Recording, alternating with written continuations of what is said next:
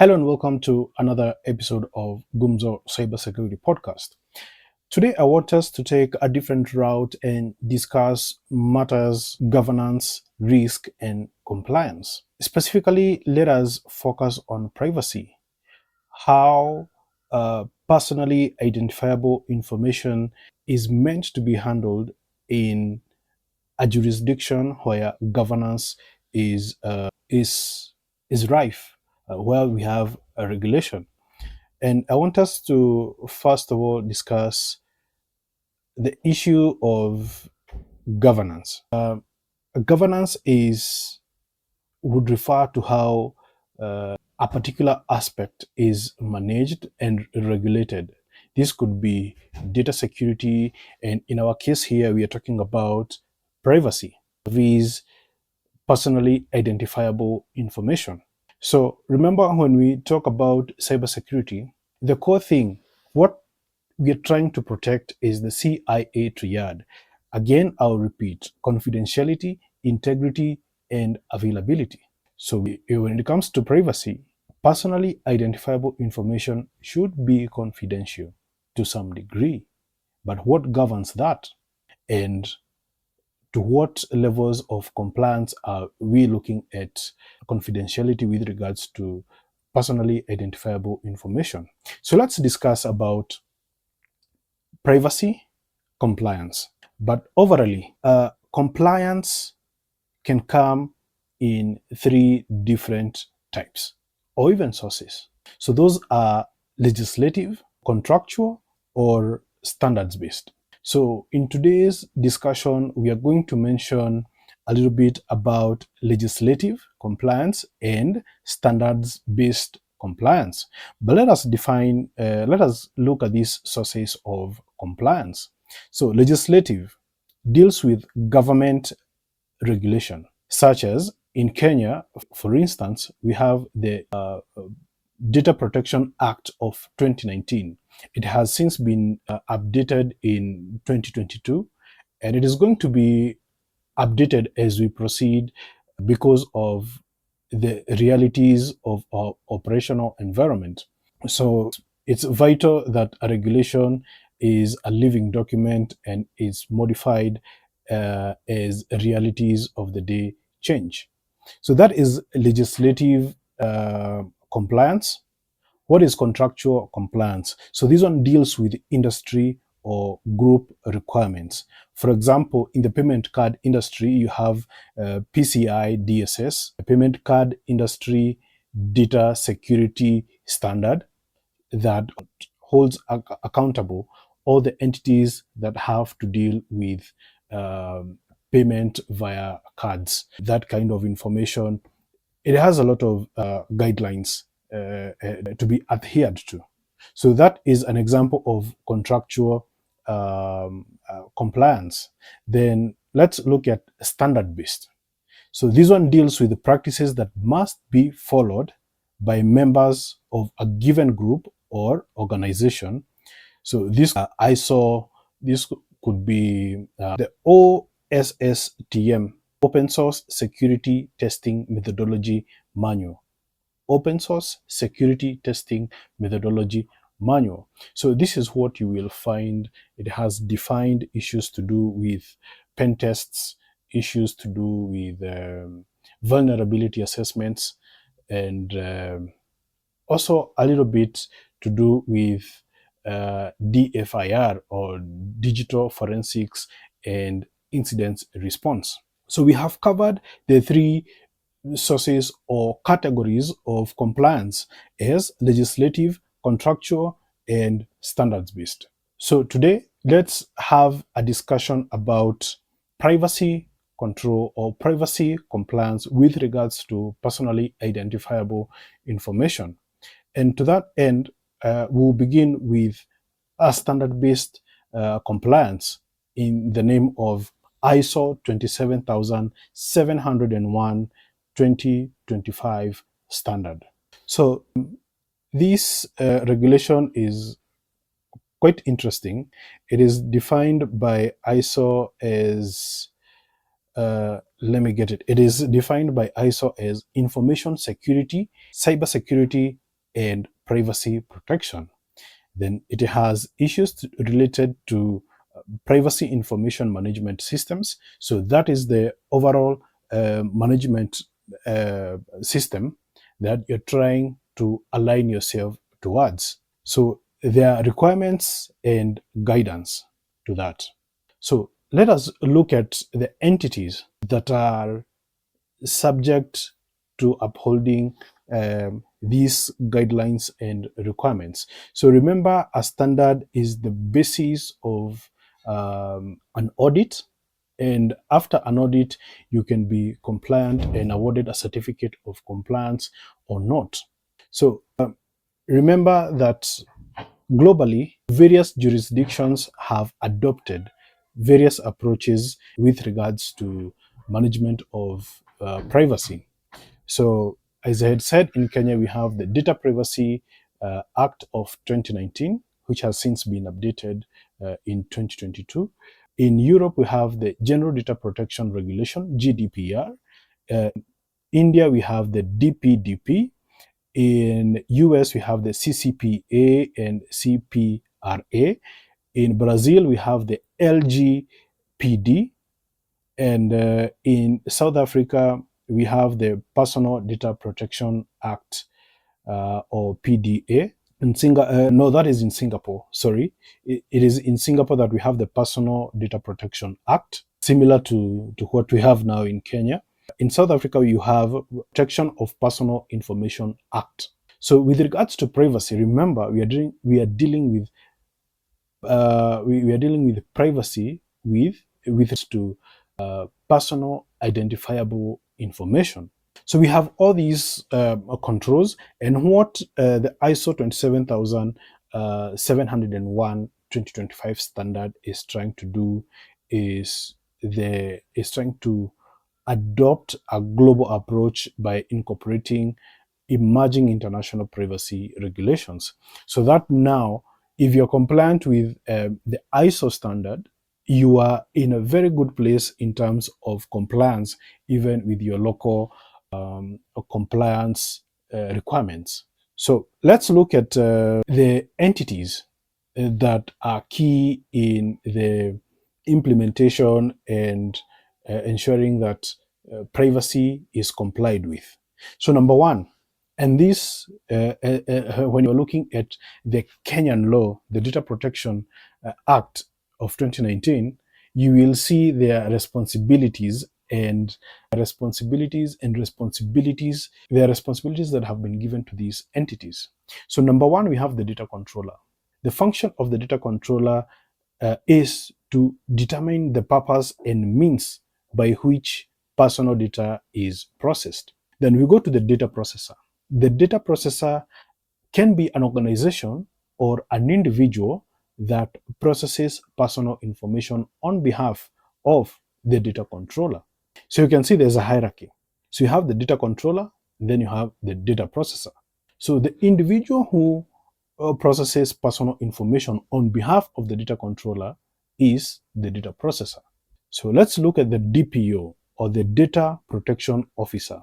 So this is an independent expert who ensures an organization complies with data protection and privacy laws with regards to local jurisdiction, such as the GDPR in Europe, the Data Protection Act in Kenya. So this is the individual who will be the liaison between essentially an entity and the legislative agenda, or in our case in Kenya, the data commissioner, the office of the data commissioner. So this is the individual who will actually handhold an entity, an organization now, a business unit, to ensure that they comply with the provisions of data protection and privacy laws within a particular jurisdiction, or these people are compliant with regards to a standard like the ISO 27701 2025 or 2019. So since we are in 2025, let's just refer to the 2025 ISO standard for privacy. So the other thing is, let's look at a few concepts. Now we have looked at the key entities with regards to data protection and privacy laws. Now, we mentioned the data controller, we mentioned the data processor, we mentioned the DPO, or the data protection officer. Remember, the data controller is an organization. It's not an individual.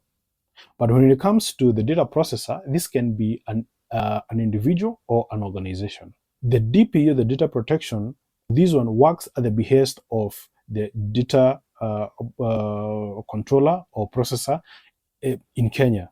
So, in fact, the data processor or data controller in Kenya, from the Data Protection Act 2019, they can appoint the DPO, and they have been given a leeway and responsibilities and expectations for that officer, right? And probably we'll go through them.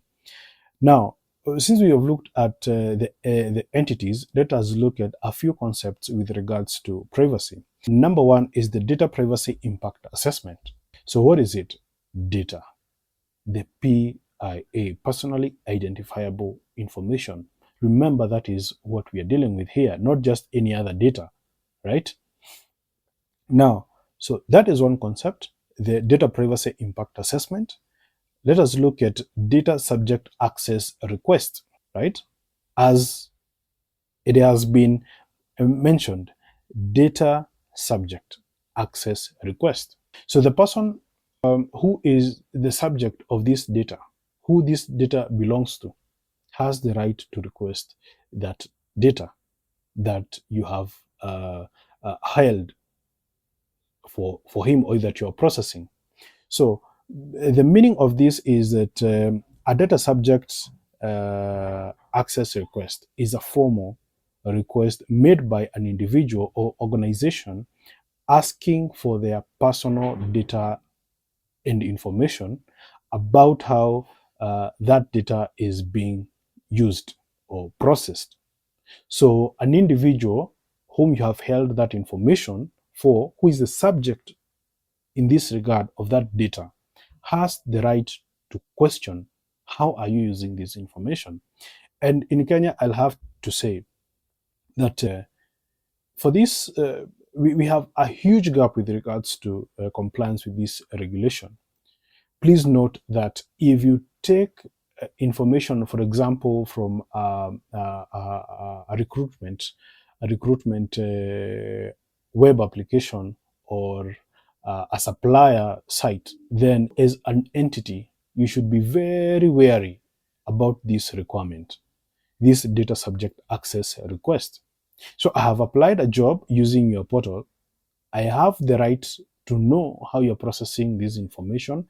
I have the right to ask you to give me all the information that you have held that relates to me as a person, right?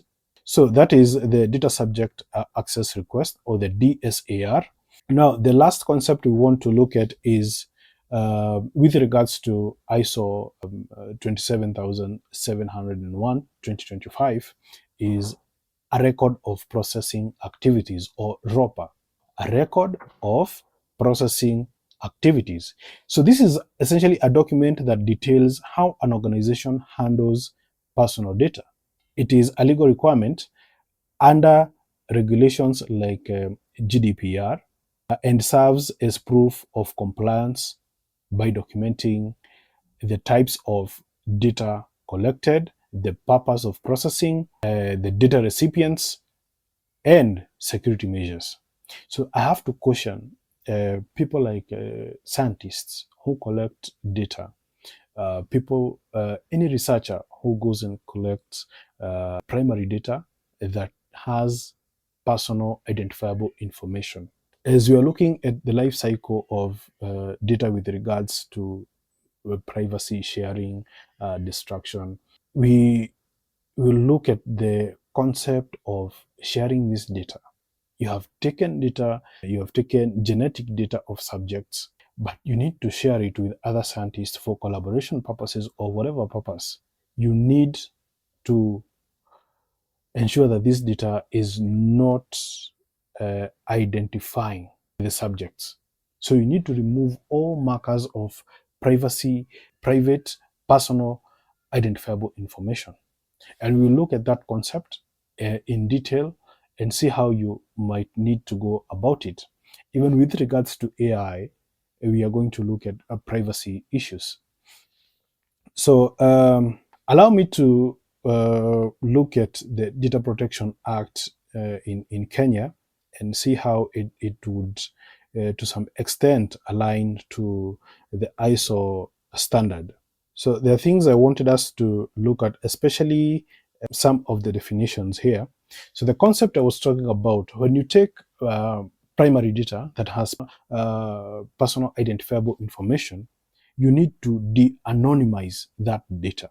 So it means you are removing, you are anonymizing, not to, there's nothing like de-anonymization. Anonymization itself means you are removing the personal identifiers for that data. So sorry, it is not de-anonymization, it is anonymization. What you're trying to prevent when you anonymize is to de-anonymize. So you need in distribution of your data, before you distribute it to other entities or share it, you need to ensure the method that you have used, it is not susceptible to de-anonymization. De-anonymization reverses what you have just done, which is removing personal identifying labels in that information. It returns them so that now this information can be directly attributed to individuals.